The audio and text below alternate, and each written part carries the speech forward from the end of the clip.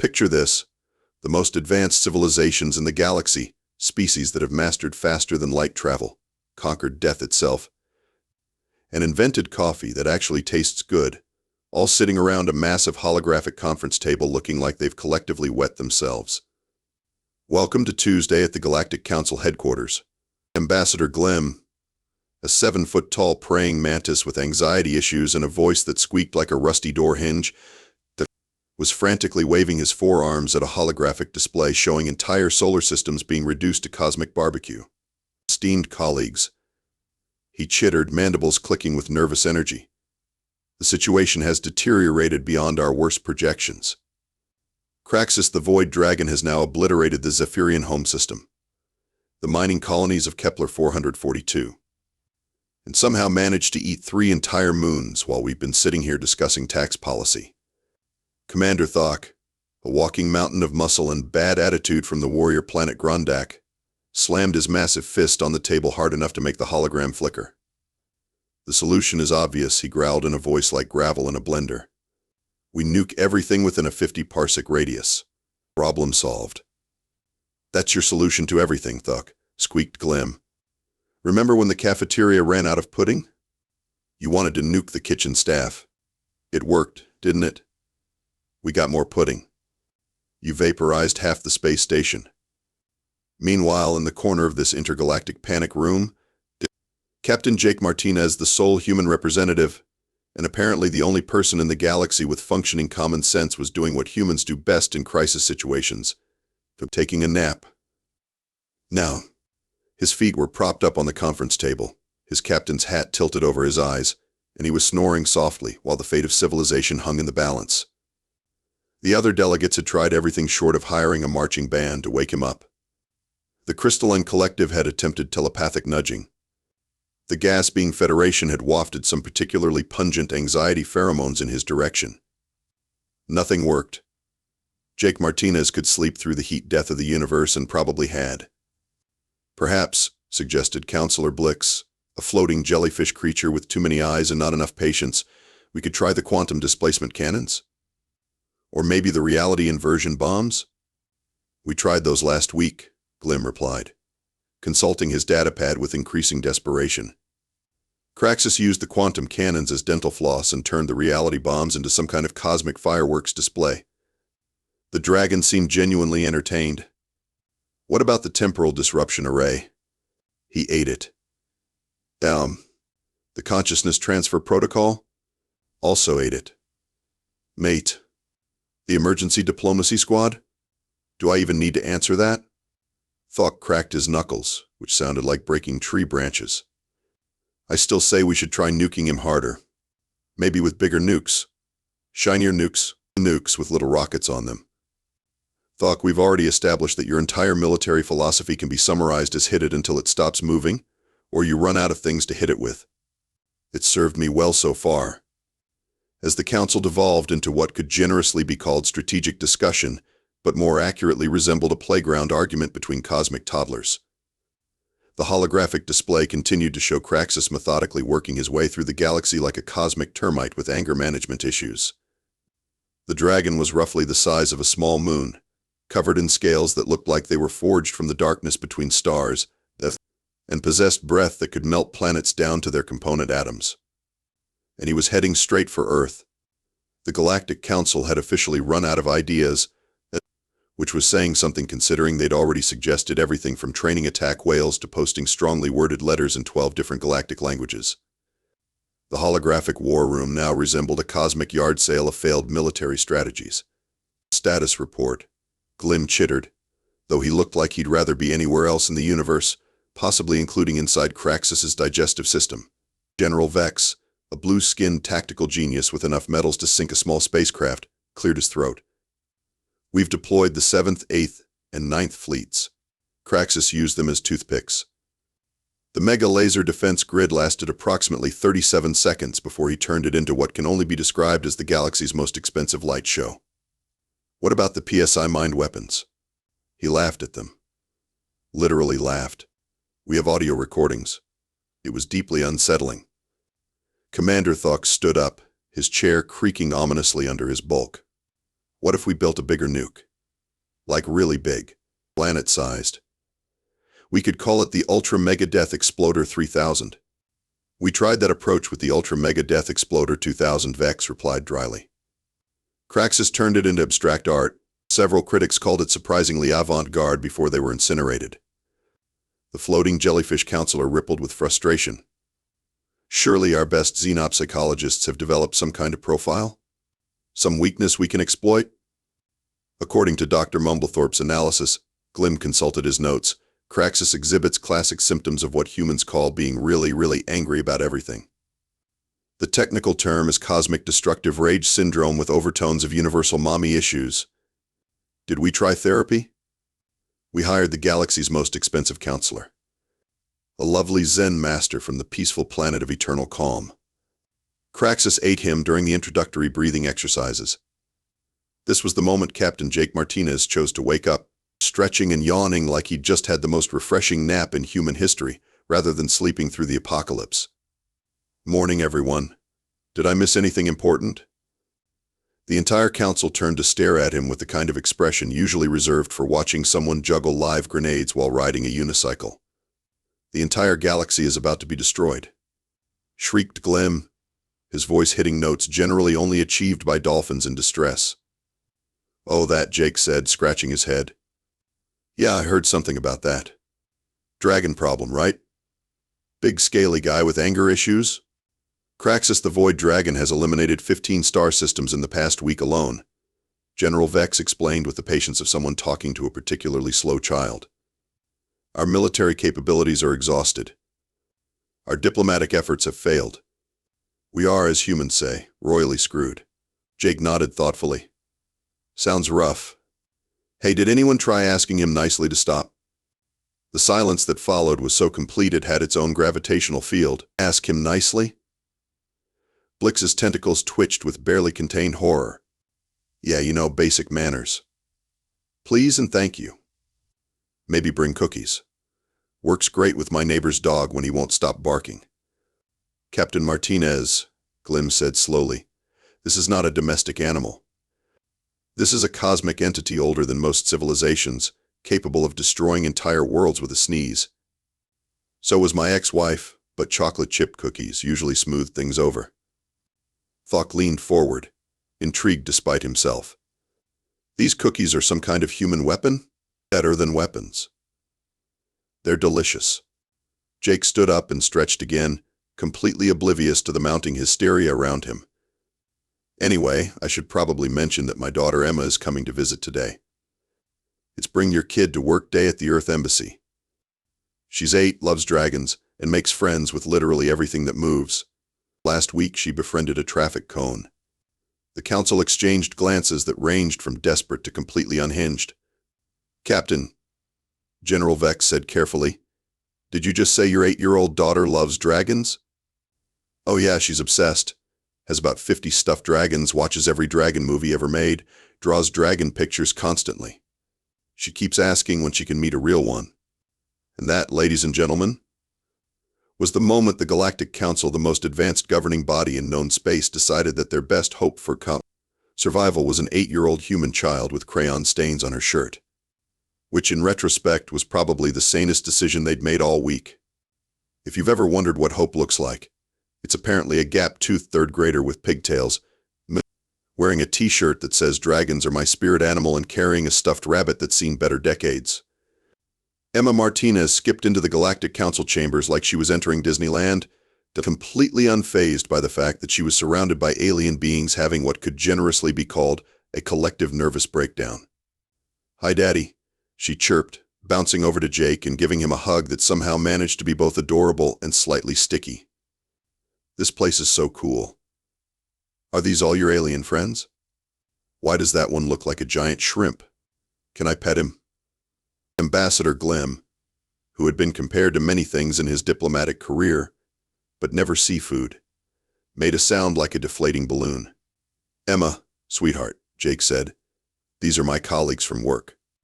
We're having a bit of a crisis right now. Is it like when the washing machine broke and you said all those words Mommy told you not to say? Something like that, but with more potential for universal destruction. Emma nodded seriously. Then her attention was immediately captured by the holographic display showing Kraxxus laying waste to another solar system. Wow. Is that a real dragon? He's huge. And so pretty. Look at those scales. The council members looked at each other with the expression of people who had just realized they were pinning their hopes on someone who thought the galaxy's most destructive force was pretty. Child, Commander Thok rumbled, trying to sound gentle but achieving the vocal equivalent of a landslide attempting yoga. That dragon has destroyed more civilizations than there are grains of sand on your homeworld. He looks sad, Emma said, tilting her head as she studied the image. Lonely. Has anyone tried being nice to him? General Vex stepped forward, his metals clinking like wind chimes in a hurricane. Young human, we have attempted every form of communication known to galactic science. We have tried diplomatic overtures, peace offerings, even interpretive dance. But did you try saying you're sorry? The silence that followed was profound enough to have its own philosophical implications. Sorry? Squeaked Glim. Yeah, maybe he's mad because someone was mean to him. When I'm upset, I like it when people say sorry and give me hugs. And juice boxes. Juice boxes make everything better. Emma opened her tiny backpack and pulled out a crumpled piece of paper covered in crayon drawings. I drew this for him. It's him and me being friends. See? He's smiling in this one. She held up a picture that looked like it had been created during an earthquake by someone wearing mittens, but somehow clearly depicted a giant dragon and a small stick figure girl having what appeared to be a tea party.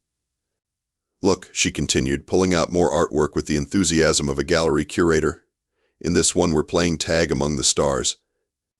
And this one shows him helping me with my homework. Dragons are probably really smart, right? They live for like forever. Counselor Blix's tentacles were twitching with something that might have been hope, or might have been the early stages of a nervous breakdown. The child seems to have some kind of instinctive understanding of the creature's psychological state. Or she's 8 and thinks everything can be solved with friendship and snacks, Jake muttered, though there was a growing look of resignation in his eyes. Emma had discovered the vending machine in the corner of the chamber, and was now pressing her face against the glass, fascinated by the alien snack options.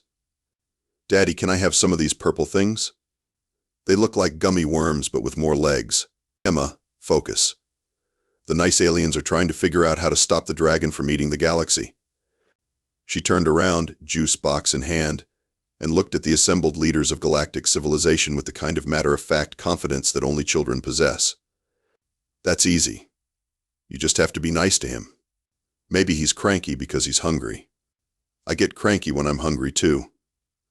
Mom says I'm not myself when I need a snack. The dragon has consumed 3 entire moons this week alone, General Vex pointed out. But were they good moons? Maybe he needs different food, like vegetables. Mom says vegetables are important for growing big and strong. Commander Thok leaned down to Emma's level, which was roughly equivalent to a mountain introducing itself to a flower. Little warrior. This dragon breathes fire that can melt planets. He has claws that can tear through the fabric of space itself. Emma considered this seriously, then brightened. Oh, he's like Mr. Whiskers. Who? Oh, my cat. He acts all scary and mean, but really he just wants attention and belly rubs.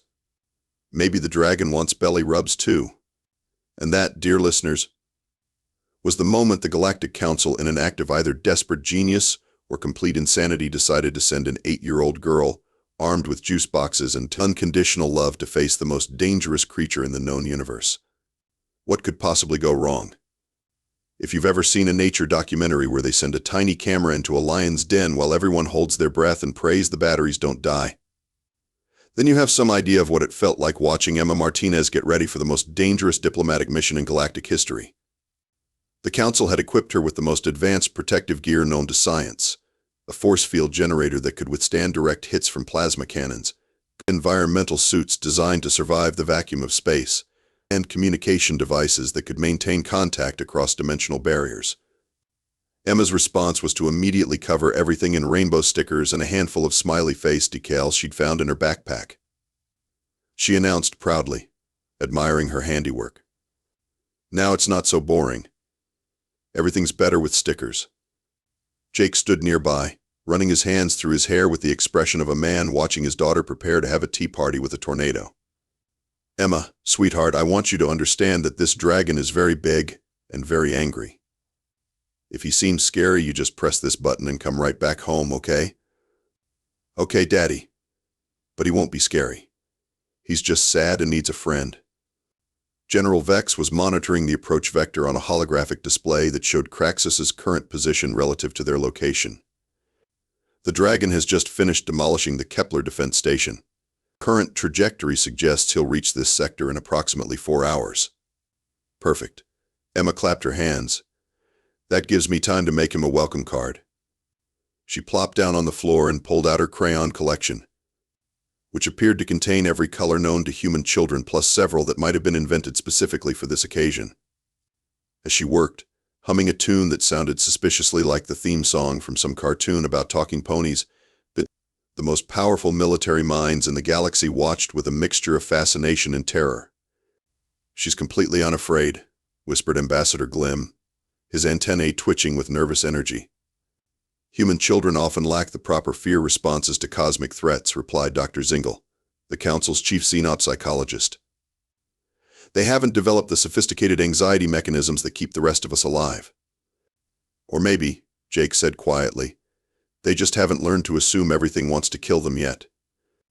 Emma held up her latest masterpiece, a crayon drawing of a purple dragon wearing what appeared to be a party hat, surrounded by balloons and cake. Do you think he likes chocolate or vanilla cake better? I like chocolate, but maybe dragons are different. The journey to meet Kraxxus took place aboard the Council's fastest diplomatic vessel, which had been renamed the Last Hope for this mission. Emma spent most of the trip pressed against the observation windows, pointing out various cosmic phenomena with the enthusiasm of a tourist on her first vacation. Look, shooting stars. Oh, is that a nebula? It's so sparkly. Are those the space whales Daddy told me about? Those are the remains of the Andorian fleet, General Vex corrected grimly. They're very pretty, like confetti. As they approached the dragon's current location, a devastated star system that looked like someone had taken a cosmic blender to it, Emma maintained her cheerful commentary, while the adult crew members began showing signs of what medical professionals call impending psychological collapse. Are we there yet? She asked for the 47th time in the past hour.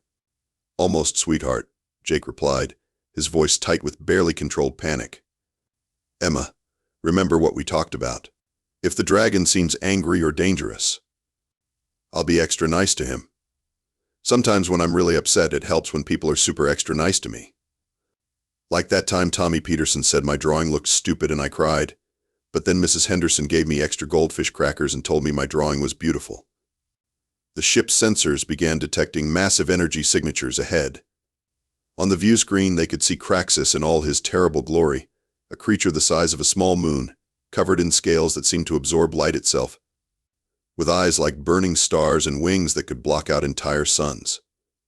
He was currently amusing himself by juggling the remains of what had once been a proud space station.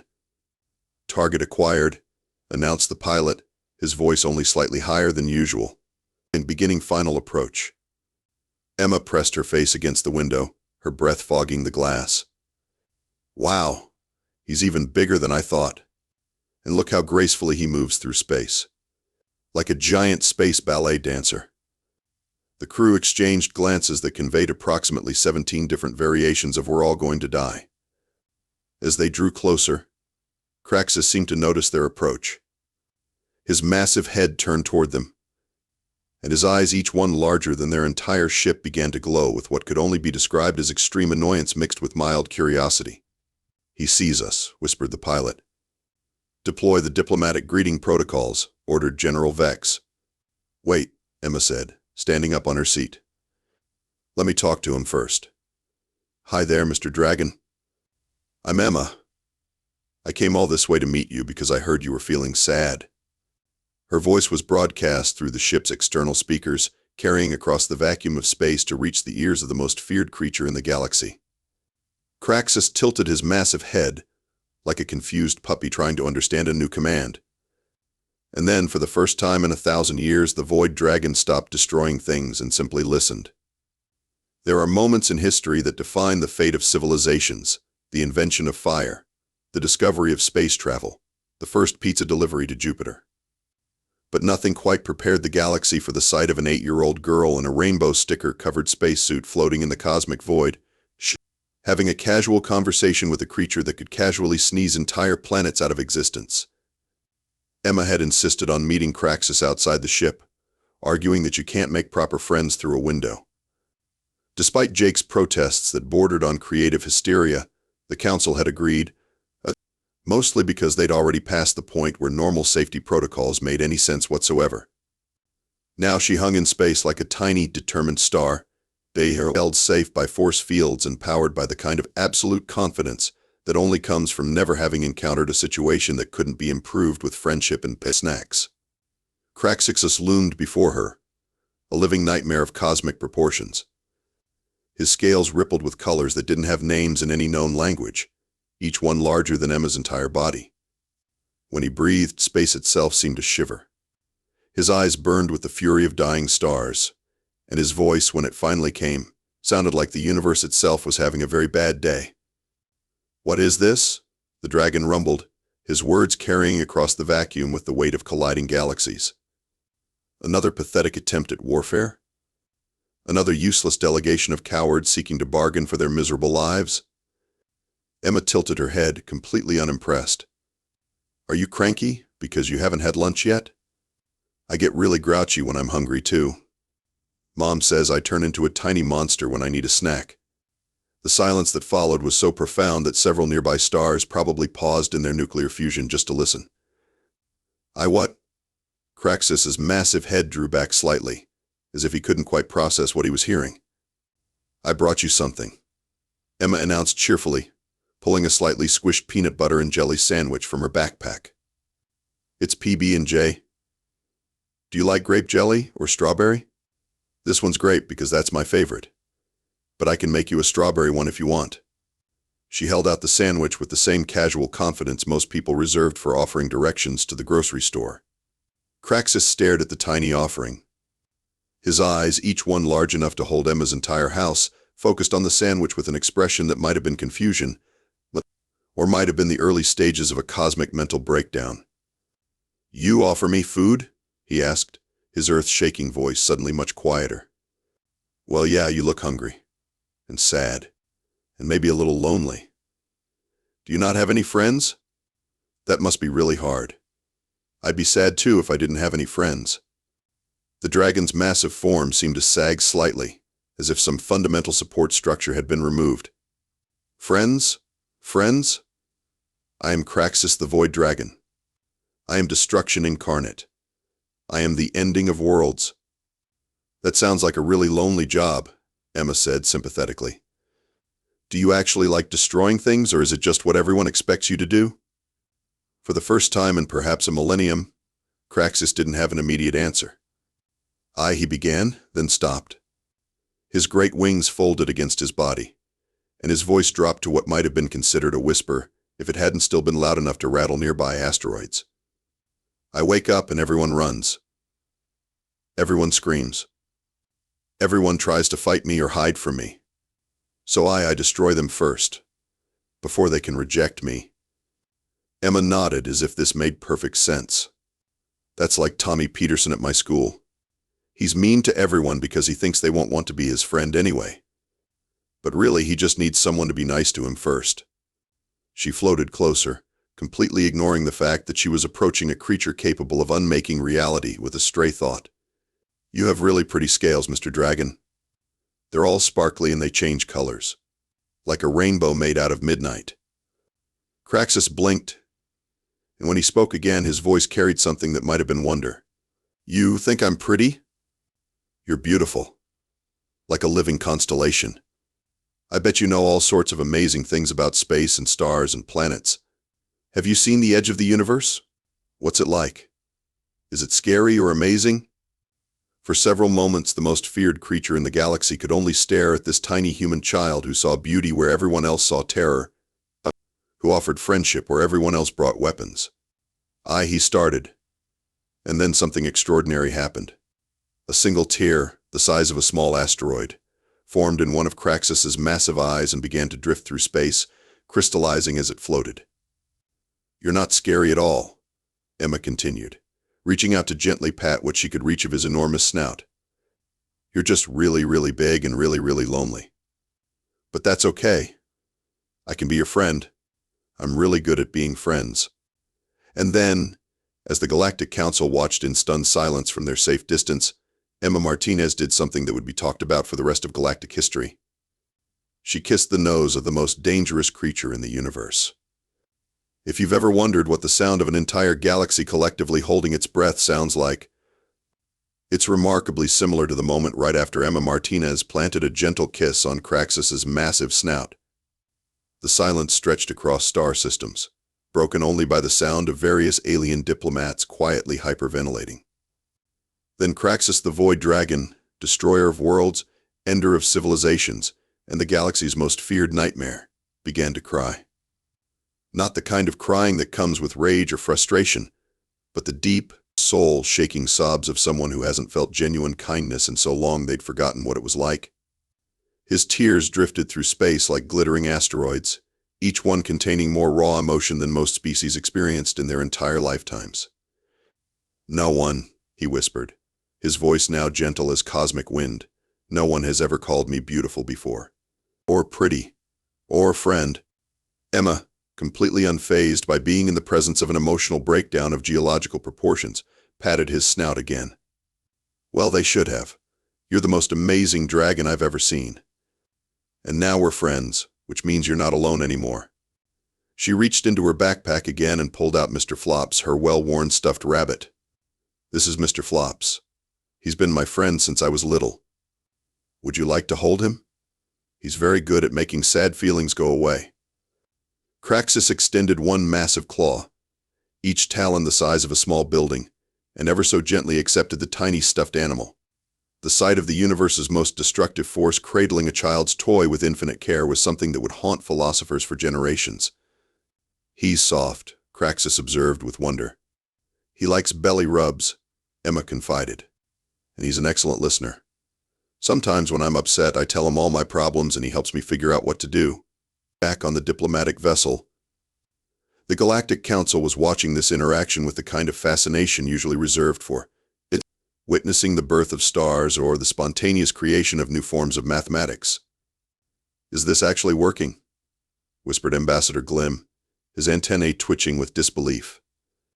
"The Dragon's energy readings have decreased by 97%, reported General Vex, staring at his instruments, as if they might be playing an elaborate prank on him. "His destructive field emissions have dropped to practically nothing." Jake was watching his daughter have a casual conversation with a cosmic force of nature, and he was pretty sure his hair had aged several years in the past 10 minutes. "Emma always was good with animals," he muttered. "Mr. Dragon," Emma was saying, "what's your real name? I bet it's not really Kraxxus the Void Dragon. That sounds like something mean people called you." The dragon considered this for a long moment, still gently holding Mr. Flops. I had another name once. Long ago, before the anger and the loneliness. I was called Sparkle." The silence that followed this revelation could have been used to calibrate scientific instruments.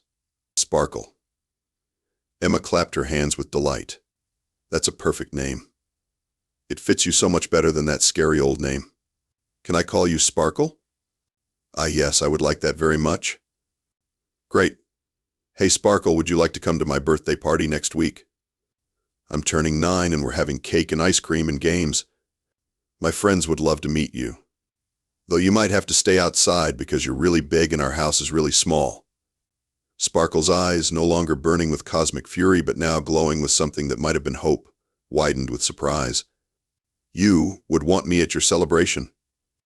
"Of course. What kind of friend would I be if I didn't invite you to my birthday party?" "Oh, and maybe you could help me with my science project. I have to do a report on space, and you probably know more about space than anyone."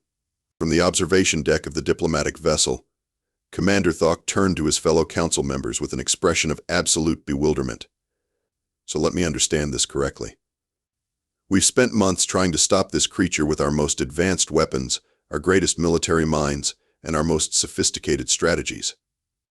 And this human child has resolved the crisis with friendship and birthday party invitations? It appears so, replied Counselor Blix, whose tentacles were performing what might have been the galactic equivalent of a shrug. Though I suspect our xenopsychology textbooks will need significant revision. Emma had pulled out her crayons and was now drawing a new picture, this one showing her and Sparkle sharing a birthday cake among the stars. Here, she said, offering it to her new friend. This is for you to keep. So you remember that you always have a friend now, even when I'm not here. Sparkle accepted the drawing with the same reverence most species reserved for sacred artifacts. I will treasure this always, little friend. And I promise, no more destroying things. No more being angry and lonely. I want to learn how to be a good friend instead. That's the best present ever. Emma exclaimed. Then, with the practical nature of all 8-year-olds, she added, but you should probably go fix some of the things you broke. My mom always says that when you make a mess, you have to clean it up. And so it was that the Galactic Council's greatest crisis was resolved, not through military might or diplomatic cunning, but through the simple power of a child's unconditional acceptance and a juice box shared between friends. As Emma and Sparkle made plans for the birthday party of the century, Jake Martinez looked around at his fellow council members and said, So, anyone else feel like maybe we've been overthinking this whole galactic diplomacy thing? The response was a chorus of alien laughter that echoed across the stars, joined by the joyful rumble of a dragon who had finally found his first real friend. And if you listen carefully on quiet nights, they say you can still hear them laughing, somewhere out there among the stars, planning the greatest birthday party the universe has ever seen.